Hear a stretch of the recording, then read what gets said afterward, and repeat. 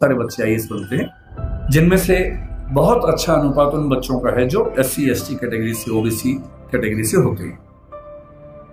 मैंने एक चीज देखी है, आपसे विशेष रूप से निवेदन कर रहा हूं।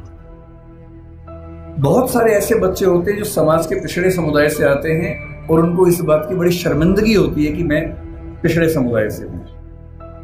उनको आरक्षण मिलता है, वो IAS बनते हैं, IPS बनते हैं, और IAS IPS बनने के बाद कोशिश करते हैं कि उनकी वो पहचान खत्म हो जाए कि वो पिछड़े समुदाय से हैं और वो किसी उच्च समुदाय के व्यक्ति से शादी ब्याह करके अपने आप को वहां एक्सेप्ट करवा ले किसी तरह से, ऐसी उधेड़-बुन में लग जाते हैं।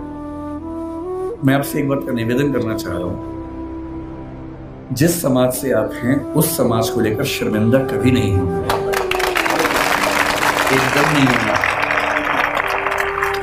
आप सिविल सेवक बनेंगे, नेता बनेंगे, पुलिस वाले बनेंगे, जज बनेंगे, जो भी बनेंगे, आपकी मुख्य जिम्मेदारी संविधान के प्रति है, अपने दायित्वों के प्रति है, एकदम ठीक बात है, उसमें कोई कोताही करनी भी नहीं चाहिए। पर ध्यान रखना है, आरक्षण के पीछे का मूल तर्क क्या है।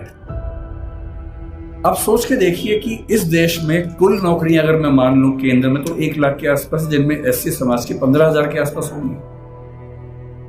SC समाज की कुल आबादी अगर हम देखें, इस समय 16% से ऊपर आबादी है। अगर 150 करोड़ दिमाग में रखने या 140 करोड़ रखे तो 23 करोड़ के आसपास आबादी दलित समाज की या SC समाज की भारत में। 23 करोड़ में से अगर 15,000 लोग नौकरी पा लेंगे, क्या इससे दलित समाज की आर्थिक स्थिति बेहतर हो जाएगी? नहीं होगी, वो तो 15,000 की होगी। तो आरक्षण क्यों दिया जाता है? आरक्षण का उद्देश्य ये नहीं है कि लोग अमीर हो जाए, वो तो 15,000 होंगे।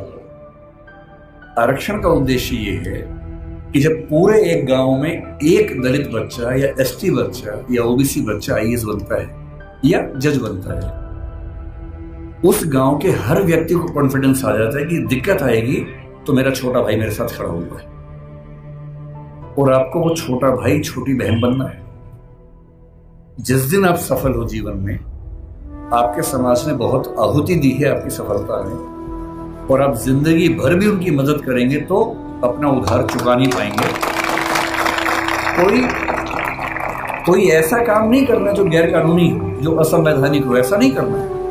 अपनी नौकरी की हदों में रहना है, अपने नियमों का पालन करना है। लेकिन जैसे आप IAS बनेंगे, आपके परिवार में कोई संकट में होगा, आप उसकी हेल्प करेंगे ही करेंगे।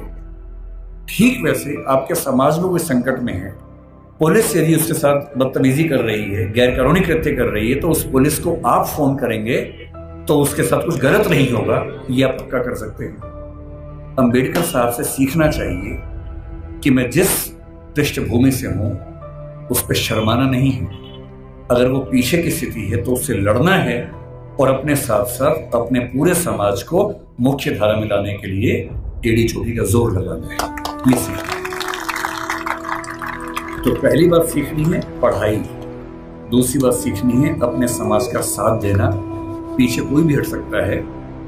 जाति को लेकर कबीरदास ने बड़ी गहरी बात कही थी कि व्यक्ति की पहचान उसकी योग्यता से होनी चाहिए, मेहनत से होनी चाहिए, जाति में क्या रखा हुआ है। उन्होंने कहा, जाति ना पूछो साधु की, पूछ लीजिए ज्ञान, ज्ञान पूछो, मोल करो तलवार का, पड़ी रहन दो म्यान। म्यान में क्या रखा है?